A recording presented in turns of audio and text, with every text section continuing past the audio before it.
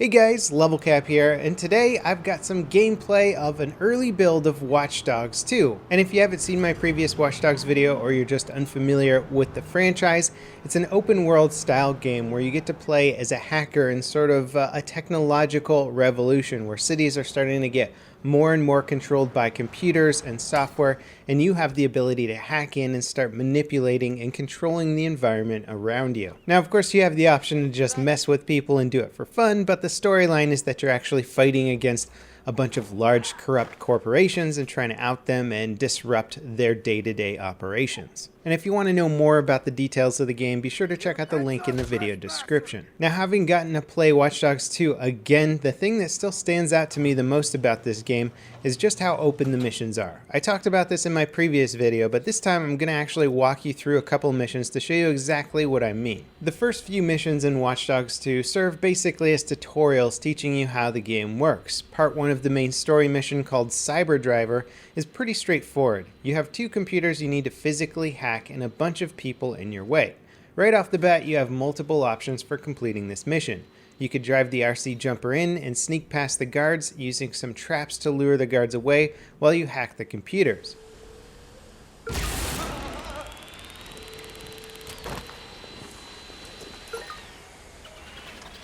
What was that? Right, whatever. I thought we were safe from things like this. I've got You could also just walk into the ground floor of the building and try and sneak past the guards if you want. Or you could use a nearby crane lift as a shortcut to the upper level and go all stealth ninja on the guards.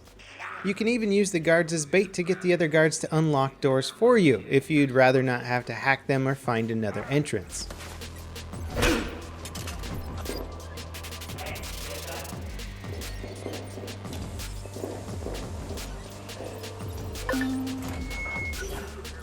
The one route that probably won't work out so well for you is just running into the mission guns blazing, as the starting weapons are pretty puny.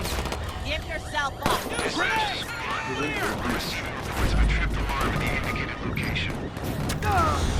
Eventually, you'll make enough money to buy much better guns. Going Rambo is an option that becomes available just a few missions into the game. As the game progresses, you'll see that using all of the available options in a mix and match sort of way is your best option. Your drones and data downloads have a limited range that they work in, meaning sometimes you have to be close to the objective to beat the mission. But the game never forces you to do anything. At the start of the mission, False Prophets, you have to download incriminating evidence from a Scientology-like cult group called New Dawn. You have to be a certain range from the computer you need to hack in order for the download to work, but it's a big enough area that you can be outside the building.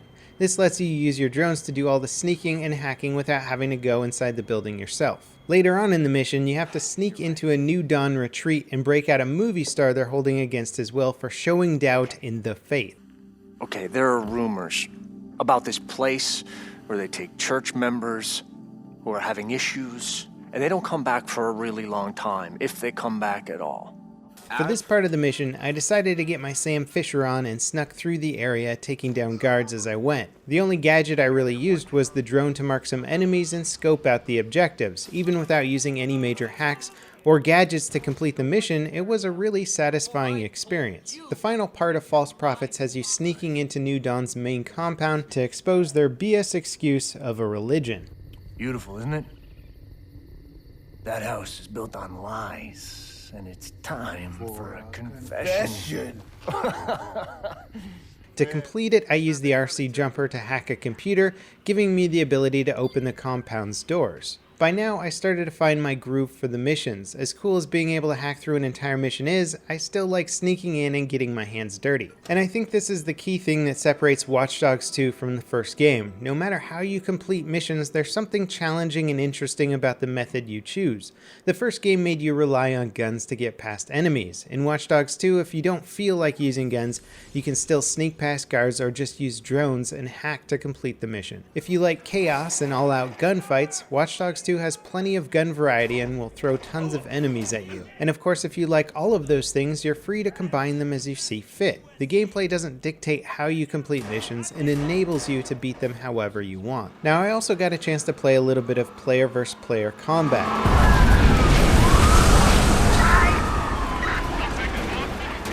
and although it was fun to mess around in, certainly the selling point of this game is the single player. I think Ubisoft made a single player experience engaging enough that it can carry the entire game. PvP in Watch Dogs 2 could be a bit more interesting, but it's okay just as a side thing to do instead of missions to earn XP and cash.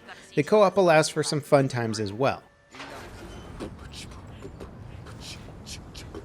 All things considered, getting more hands-on time with Watch Dogs 2 has reinforced to me that it's a solid experience and a huge improvement over the first game. There is certainly a lot of critical feedback with the first game, and this time around it really seems like the devs have taken that feedback to heart and made all of the necessary changes to make Watch Dogs 2 the experience that I think most people wanted with the first game. Anyway, that wraps it up for this overview. I hope you guys enjoyed it. Again, there's a link in the video description for more information about the game. As always, I'll see you next time. This is LevelCap, signing off. Powering up. System check. Let's